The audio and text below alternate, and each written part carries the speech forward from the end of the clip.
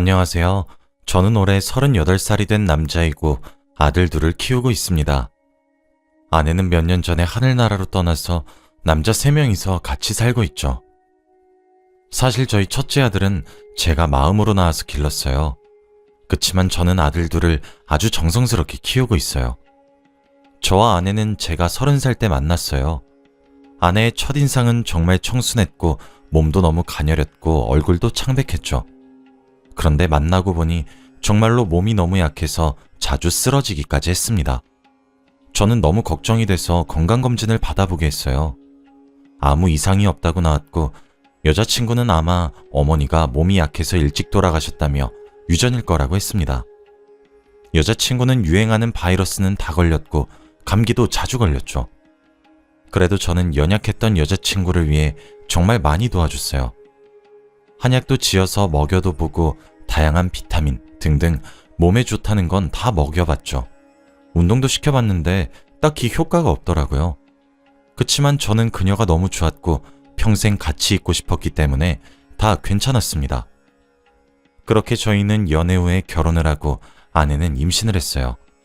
그런데 처음으로 임신을 했을 때 정말 정성을 다해서 태교를 하면서 옆에 있어줬는데 아내의 몸이 약해서 그런지 유산이 되었습니다. 너무 슬펐지만 아내가 더 속상해할 것 같아서 티는 내지 않고 힘든 아내에게 위로를 해주었죠. 그리고 또 한 번 더 임신을 했는데 그 생명도 유산이 되니 그러면 안 되지만 아내에게 쓴소리를 해버렸습니다.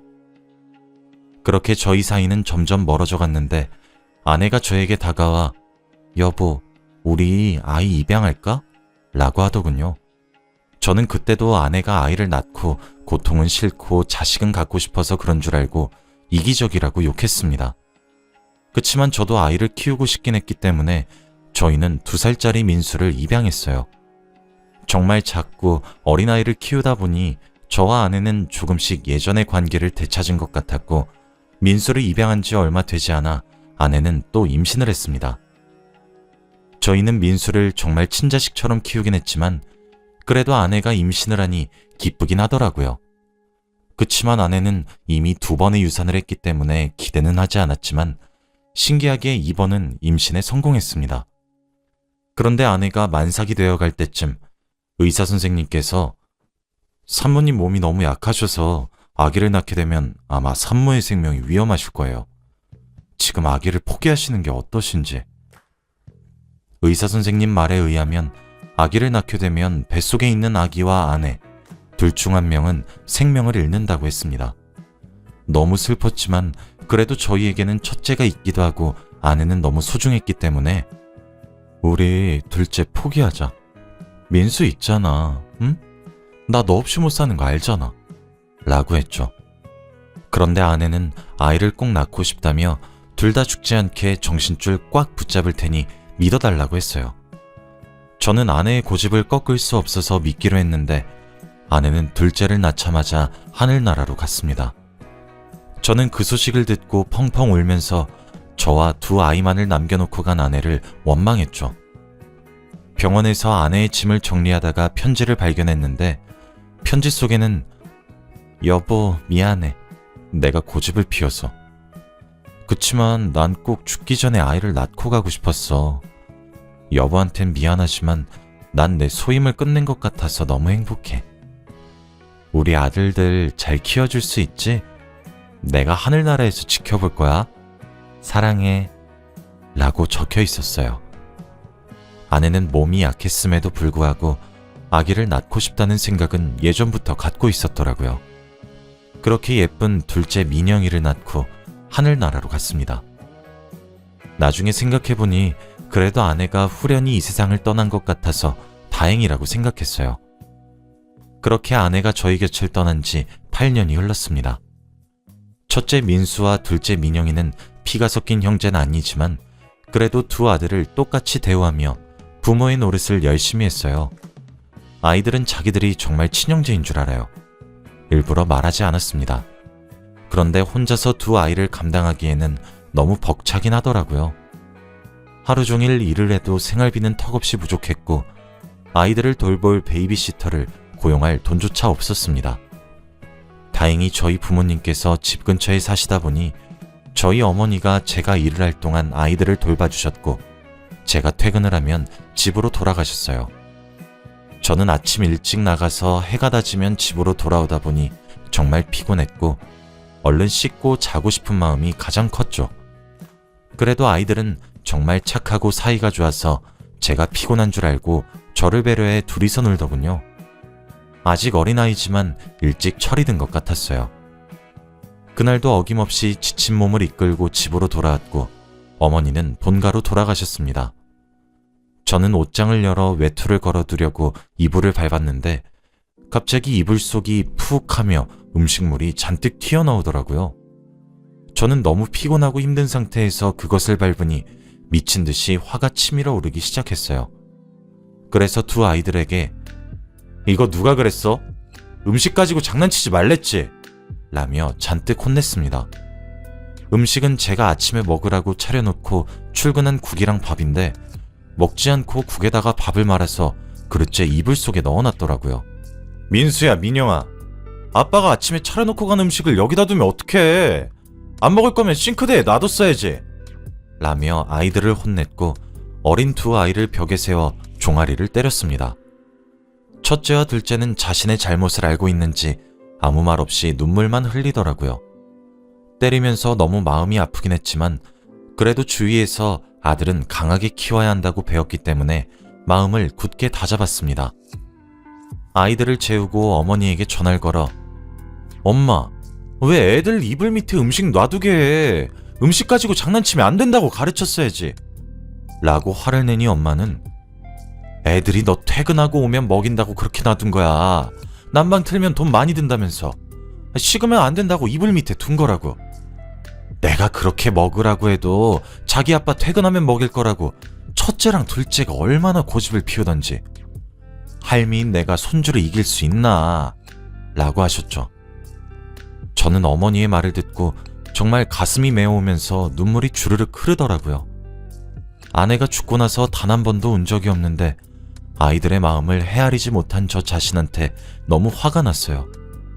자고 있는 아이들의 종아리에 약을 발라주고 같이 잠에 들었습니다. 그렇게 며칠이 지났고 첫째와 둘째는 같은 초등학교에 다니는데 일하는 도중에 선생님께 전화가 오더라고요. 저희 아이가 학교에 오지 않았다면서요. 저는 너무 놀라 어머니께 전화를 드렸는데 아침에 급한 일이 있어서 오늘은 학교에 데려다 주지 못했고 첫째가 둘째를 데리고 갈 수 있다고 해서 첫째를 믿고 보냈다고 해요. 그런데 아이들이 도착하지 않았다고 말하니 어머니도 어떡하냐며 미안하다고 했습니다. 저는 혹시나 아이들에게 큰일이라도 났을까봐 아이들 학교 가방에 달아놓았던 위치 추적기를 휴대폰으로 확인했어요. 집에서 1시간 정도 걸어야 나오는 우체국으로 잡히더라고요. 저는 혹시나 싶어서 직장 팀장님께 겨우 사정해서 우체국으로 향했습니다. 그런데 정말로 그곳에는 민수와 민영이가 있었는데 둘은 편지를 보내달라고 우체국 직원에게 떼를 쓰고 있었어요. 그리고 우표를 붙이지 않아 우체국 직원은 보내줄 수 없다며 서로 실랑이를 하고 있었습니다. 저는 직원에게 죄송하다고 한 뒤 아이들을 끌고 우체국 밖으로 나왔습니다. 저는 첫째의 엉덩이를 때리면서 여기가 지금 학교야? 너 할머니한테 민영이 데리고 학교에 잘 갈 수 있다고 했다며. 그런데 지금 위험하게 둘이서 왜 이렇게 먼 곳으로 와? 형이 됐으면 동생을 잘 지켜야지. 라고 화를 냈어요. 민수는 저에게 미안하다면서 민영이는 아무 잘못 없다고 하더라고요. 이 상황에서까지 자기 동생을 위하는 게 너무 마음이 아팠습니다.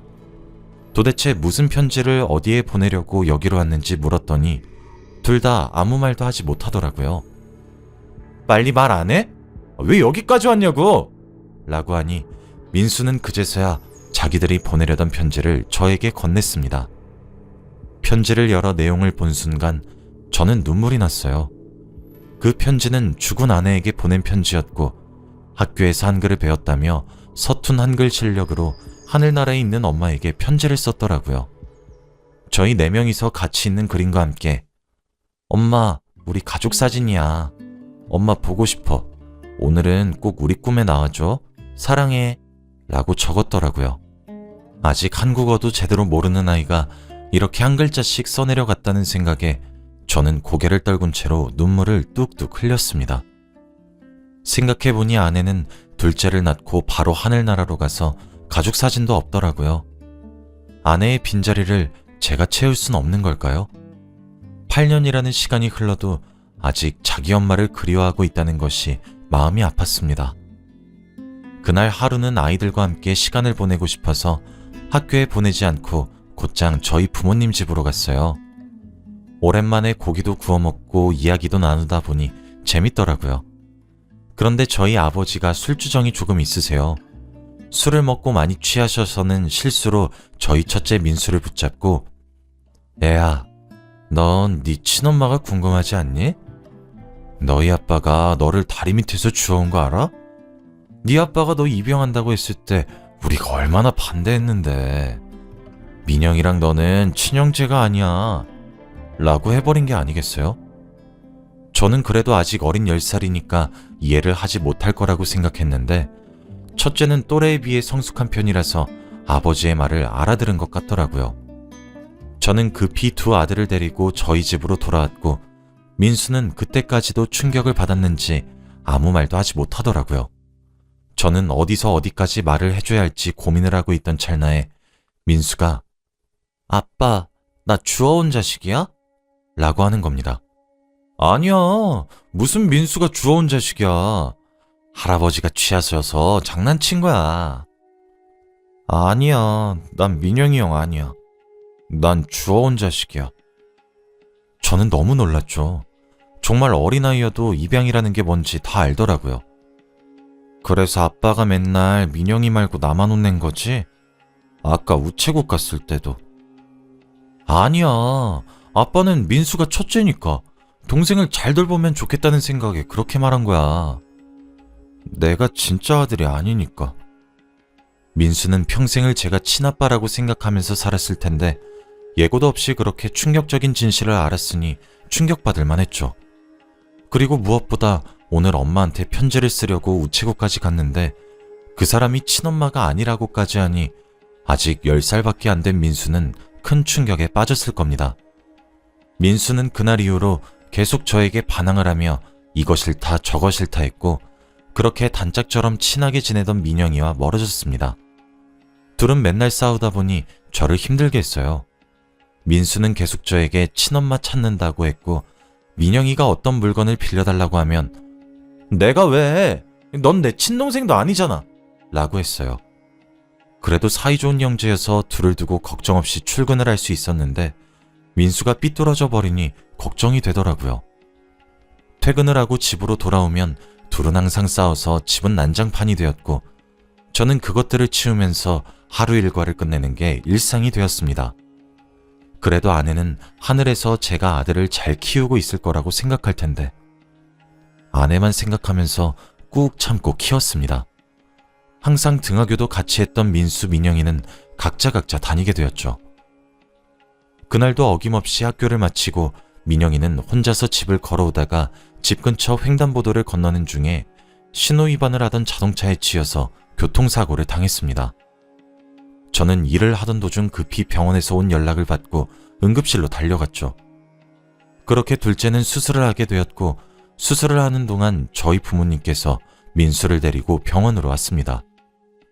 부모님은 잠깐 밖으로 나가셔서 저와 민수는 둘이서 수술실 앞에서 기다리고 있었죠. 그런데 갑자기 수술실에서 의사 선생님이 급히 나오시며 아버님, 민영이 혈액이 부족해서 어쩌죠? 민영이가 특수한 혈액형이다 보니 저희 병원에는 혈액이 없어요. 그런데 알아보니까 첫째 아이가 혈액이 맞는 것 같던데? 라고 하시더라고요. 둘째는 과다출혈이 너무 심해서 공급할 혈액이 필요했는데 둘째에게 혈액을 공급해줄 수 있는 사람이 첫째가 유일했던 거죠. 다행스럽게도 우연히 둘째와 첫째가 혈액형이 같아서 정말 신기했습니다. 그런데 민수는 워낙 민영이를 싫어해서 친동생도 아닌데 내가 왜? 라고 하더라고요. 저는 민수를 설득할 말을 생각하지 못했어요. 그러면 또 자기 아들을 살리려고 자신의 피를 빼앗아 간다고 생각할 것 같았거든요. 그런데 갑자기 의사 선생님이 민수 앞에 쭈그려 앉으시며 얘기하시더군요. 민수야, 지금 동생이 많이 아파. 어쩌면 하늘나라로 갈지도 몰라. 그러지 않게 하기 위해서는 너의 피를 동생에게 나누어 주어야 해. 좀 아프겠지만 그러면 동생이 살 수 있어. 어떻게 하겠니? 라고 말이죠. 민수는 의사 선생님의 말을 듣고는 고민을 하다가 고개를 끄덕이더라고요. 민수는 아직 10살밖에 되지 않아서 헌혈은 한 번도 해보지 못했는데 그렇게 민영이를 위해 자신의 피를 나눠줄 생각을 해주니 고마웠죠. 그때까지 저는 민수가 단지 불쌍한 사람을 돕겠다는 봉사정신으로 피를 주겠다고 한 줄 알았습니다. 그렇게 민수 팔에 주사 바늘을 꼽고 피가 나오는 것을 저와 민수는 보다가 갑자기 민수가 저를 쳐다보며 펑펑 울면서 아빠, 내가 잘못했어. 엄마한테 안부 인사 전할게. 라고 하는 게 아니겠어요? 저는 얘가 갑자기 왜 이런 말을 하나 싶어서 우선 달래주고 주사 바늘을 얼른 뺐죠. 민수는 울음을 그치고 눈을 감더니 침대에서 일어나지 않더라고요. 그때 저는 민수야? 다 끝났어. 이제 일어나도 돼. 왜 눈을 감고 있어? 라고 물었더니 민수는 하늘나라에 갈 준비하고 있어. 라고 하는 겁니다. 거기에 있던 의사와 간호사분들은 다 놀라셨죠. 민수는 한 번도 헌혈을 해본 적이 없기 때문에 자신의 몸에서 피를 뽑아 동생에게 주면 자신은 곧 죽는 줄 알고 있었던 겁니다. 저는 너무 놀라서 너 그럼 죽을 줄 알면서 왜 피를 준다고 한다고 했어? 라고 하니 나는 사실 동생이 좋거든. 내가 저번처럼 같이 손잡고 횡단보도 건넜으면 이런 일 안 생겼잖아. 민영이 이렇게 된 거 내 탓이야. 라고 하는 게 아니겠어요? 저는 바로 화장실로 달려가서 펑펑 울어버렸는데 정말 진정이 안 되더라고요. 그래도 또래 중에서 나름 성숙한 편이라고 자부했던 저희 첫째도 알고 보면 똑같이 어린아이인데 제가 잘못 생각하고 있었습니다. 그리고 자기 동생이라고 그렇게 목숨까지 내놓을 수 있다니 그때 저는 민수한테 정말 많은 것을 배웠어요. 저도 저희 아들을 위해서 목숨을 내놓을 수 있냐고 물으면 굉장히 고민할 텐데 친동생도 아닌 민영이를 위해서 그렇게 말해준 민수가 정말 고마웠습니다. 저는 민수에게 돌아가 꼭 안아주며 고마워 아들 이라고 했고 민수가 뽑아준 피 덕분에 민영이의 수술은 잘 끝낼 수 있었습니다. 그날 이후로 민영이와 민수는 예전처럼 다시 각별한 형제 사이로 돌아왔고 몇 년이 지난 지금은 아이들도 어느덧 커서 말썽도 부리지 않고 의젓합니다. 그리고 아내의 기일에 저희 3명은 항상 묘지에 방문해서 아내에게 인사를 하고 집으로 돌아오기도 하며 늘 아내를 그리워하고 있습니다. 저는 저희 아들 민수와 민영이를 정말 사랑하고 이 두 아들이 없었다면 아마 저도 이 세상에 없었을 거예요. 하늘에서 지켜보고 있을 우리 아내의 몫까지 열심히 주저하지 않고 최선을 다해 살아보려고 합니다. 저의 긴 이야기 끝까지 들어주셔서 감사합니다.